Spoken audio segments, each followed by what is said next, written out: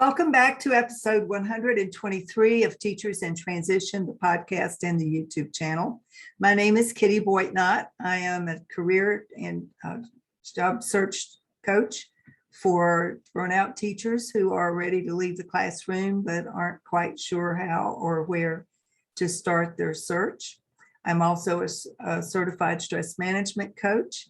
And if you've listened to me in the past, you know that I alternate topics each week. One week talking about career transition and the next week talking about stress management strategies. This week, the topic is career. And I want to share with you a part of a conversation that I had with a prospective client yesterday that made me think that perhaps other people need to hear part of what I shared with her. And that is, if you are here at the beginning of August, beginning to feel the knots in your stomach, not butterflies of anticipation, but the knots that come with dread and fear about going back to school, whether it's in a few weeks or later this month or in September. If you've already started to feel like, I just don't want to go back, I can't do it, because that's where she was.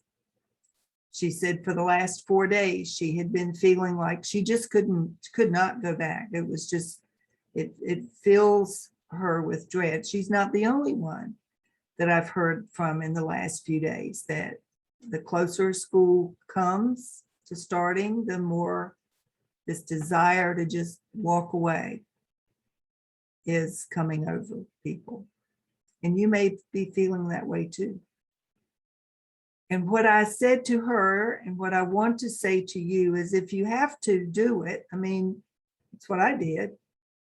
I got to the point where I could not make myself go back. I have said before, someone could have held a gun to my head and I would have said, just go ahead and pull the trigger. I'm not going back. That's where I was.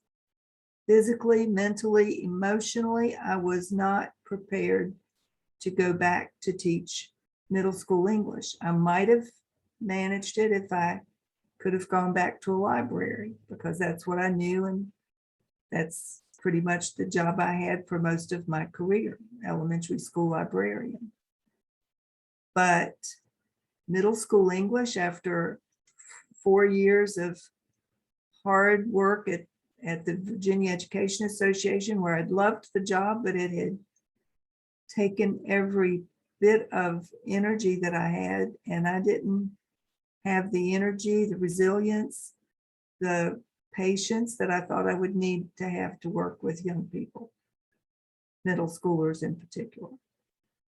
And so I left. Now, my situation was different than a lot of people's, because I was able to retire. I didn't just quit and not have a plan B. And that was my message to this person yesterday. You need a plan B. If you're married and your spouse is okay with your quitting, then quit. If you're single and you've saved up enough money that you can manage without a job for 4 to 6 to 8 months, then quit. But if you don't have savings in reserve and you don't have someone to help you manage, you don't want to become homeless. There's certainly enough of that going around, with people not having protections for them as far as rent goes. You don't want to come up short and not have enough food to put on the table. This is especially true if you have children. If you're a single parent, you don't want to put your children at risk. So you may feel like, I just can't go back. And you may not have a choice if you haven't been actively looking and preparing yourself for a change up until now. You may not have a choice.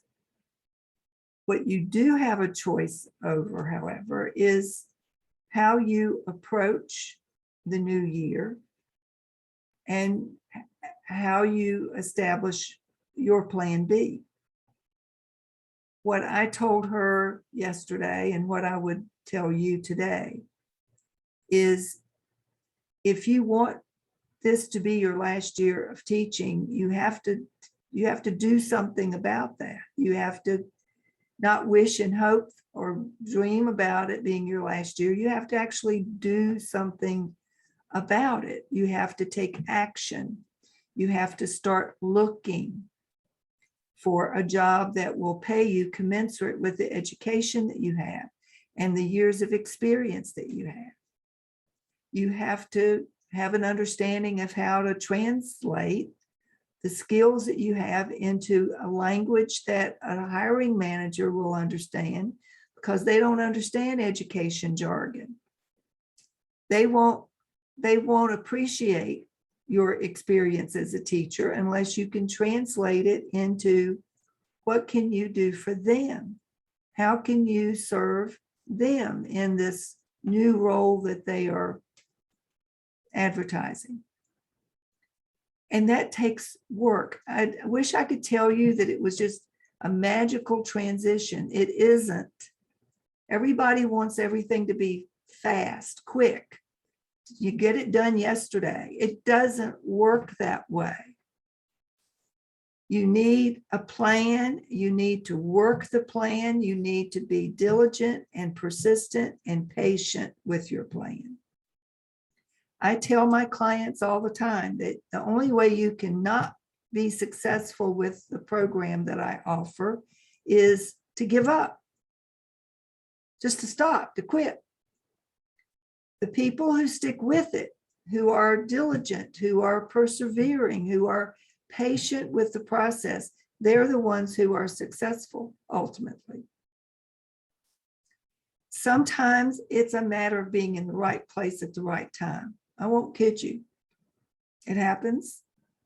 But usually when an opportunity presents itself, by the time it presents itself, my client's prepared because they've done the work. They have their resume written. They have their cover letter template done so that they only need to tweak it. They have their LinkedIn profile up and running. They've been networking and meeting new people. I had another client who emailed me this weekend that she had met someone at a wedding who was offering not a recommendation, but an introduction, can't think of the word, an introduction to someone who was willing to take a look at her resume because she works in the same field that my client wants to break into. That will be a huge help for her because I've not worked in that field. If she can find someone who works in that field who can give her feedback on her resume, hooray, that's fabulous. The process is time consuming. And if you don't understand how the process works, you wind up making mistakes that you didn't even know you were making. There are all kinds of landmines that new job seekers step into and they don't even know it. They've blown their chance at a new job because they've broken protocol. They've not followed the unwritten rules of job search. They've said the wrong thing. They've irritated a recruiter or a hiring manager who once you've irritated them, they don't want anything else to do with you. And you don't even know what you did. There are countless numbers of teachers who are applying for hundreds of jobs every day. And they're not making it through the applicant tracking system because they haven't taken the time to learn how to write their resume for the applicant tracking system.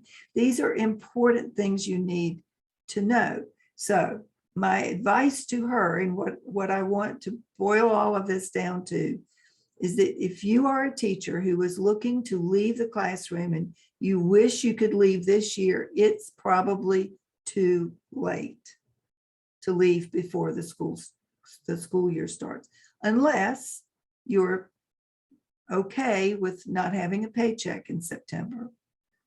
And I have had clients tell me, I'll wait tables before I'll go back. Okay, then do that. You know, find anything that will help to support you, but you still need your plan B, because you've invested in yourself and your education. You deserve a job that's commensurate with the education you have. And I waited tables as a college student, so no offense to waiting tables or waiters or waitresses, but that's not what you went to college for. It's not what you spent thousands of dollars to buy your education for.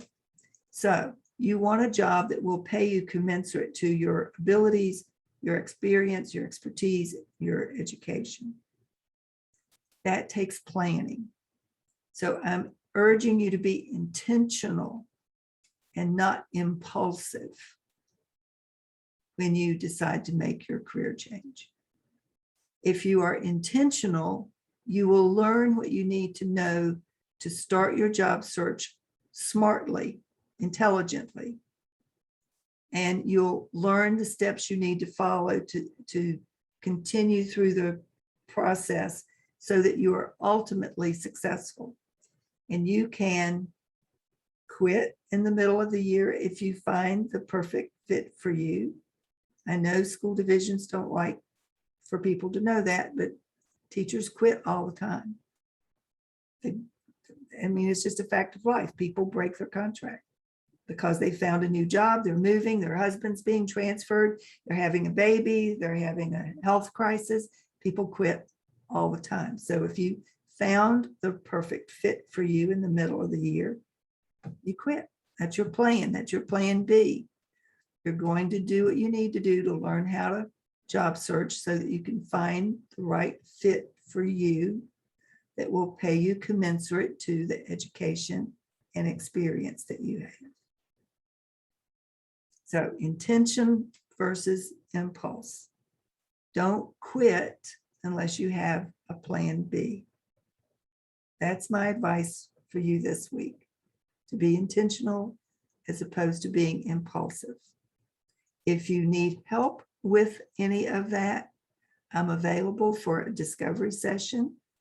Email me at kittyboydnight@gmail.com with any questions or comments that you may have. Please review this podcast if you have found this episode or any other episode helpful to you along the way.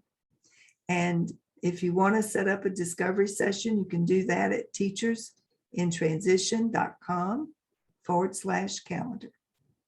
That's teachersinTransition.com/calendar. I'm also offering an upcoming masterclass on how to leapfrog from the classroom into a brand new career on August 19th at 7 p.m. Eastern. If you'd like to sit in on that, I will offer the registration link in the show notes, along with the link to the discovery session and my email address.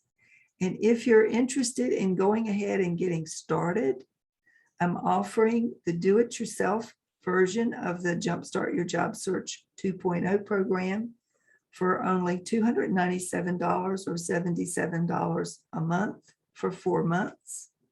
And I would invite you to take a look at that if you think you're ready to start your job search. The do-it-yourself version of the program offers a ton of resources and the instruction that you need to get your job search started, off the ground, and on your way to being successful. That's it for today. Have a wonderful week. I will see you again next week.